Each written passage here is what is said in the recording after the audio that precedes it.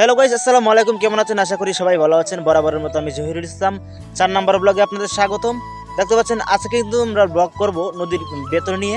Just আপনারা নদীর ভিতরে দেখতে পাচ্ছেন কত সুন্দর মনোরম ভিউ, যেটা কিন্তু আপনারা অন্য কোথাও দেখতে পাবেন না, শুধুমাত্র গ্রাম ছাড়া। তো আজকে আমি এই নদীর সুন্দর স্থানগুলো আপনাদের শ্যুট করে দেখাবো। তো অবশ্যই সাথে থাকবেন এবং চ্যানেল নতুন হলে অবশ্যই ভিডিওটি লাইক করে অবশ্যই চ্যানেলটি সাবস্ক্রাইব করতে বলবেন না। তো চলুন আপনাদের আমি মনোরম দৃশ্যগুলা একে একে উপস্থাপন। দর্শক, এটা হলো মেইন ভিউ। দেখতে পাচ্ছেন এখানে কিন্তু নদীটা শুকিয়ে গেছে, অর্থাৎ বৈশাখ মাসের প্রায় 4-5 মাস আগ পর্যন্ত কিন্তু এই নদীটা শুকনো থাকে, এবং যখন বৈশাখ মাস পড়ে তখন কিন্তু এখানে বৃষ্টির পানি জমা হয়ে নদীটা একেবারে কানায় কানায় ভরে যায়। এই প্রচণ্ড শীতের মধ্যে কিন্তু আপনাদের আমি দেখাতে চলে এসেছি যে নদীটা কুয়াশাচ্ছন্ন থাকতে কেমন দেখায়। দেখুন, কুয়াশার মধ্যে নদীটার ভিউ কিন্তু সেই লাগছে, যেমন সাজেক ভ্যালির মতো কিছুটা লাগছে। এরকম মনোরম দৃশ্য কিন্তু আপনারা অন্য কোথাও দেখতে পাবেন না, শুধুমাত্র গ্রাম ছাড়া।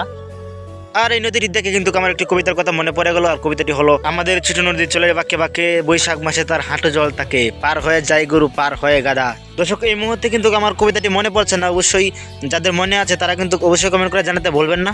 চলুন এবার সামনে এগোনো যাক, গিয়ে দেখি সামনে কি কি সৌন্দর্য স্থান রয়েছে। আপনারা যদি লক্ষ্য করেন দেখতে পাবেন নদীর ভিতরে কিন্তু খেলাধুলা হচ্ছে, অর্থাৎ ওই পারে যে গ্রামটা রয়েছে সেই গ্রামের ছেলেপেলেরা কিন্তু নদীর ভিতরে এই সময়ে কিন্তু খেলাধুলা করে। আর এটা হলো আমাদের হাওর অঞ্চল, যেটা নদীর পাশেই অবস্থিত এবং নদীর সাথে একসাথে মিশে রয়েছে। আর এই হাওরটা কিন্তু কয়েকদিন হলো ধান গাছ রোপণ করা হয়েছে। তো দর্শক, আজকে এই পর্যন্তই। দেখা হবে নতুন কোনো ভিডিওতে। সেই পর্যন্ত সবাই ভালো থাকুন, সুস্থ থাকুন। Take care. আল্লাহ হাফেজ।